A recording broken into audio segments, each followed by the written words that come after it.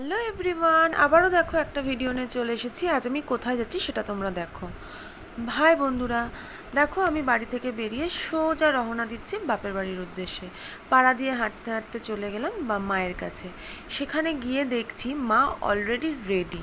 তো সেখানে বোতলে করে একটা করে জল নিয়ে যাবে। তো মা ভাবছে কি করব। সেখান থেকে চলে গেলাম অটো স্ট্যান্ডে। অটো ধরে সোজা চলে গেলাম আমি কালীবাজির ওখানে।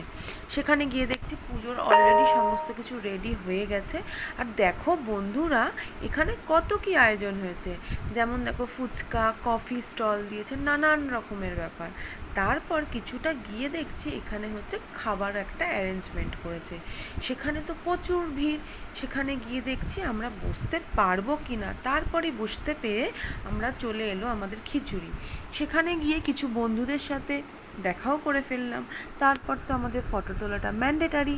সেখানে গিয়ে কিছু বন্ধুদের সাথে ফটো ক্লিক করে সেখান থেকে তাদের সাথে গুড নাইট বলে সোজা চলে এলাম টোটো ধরতে।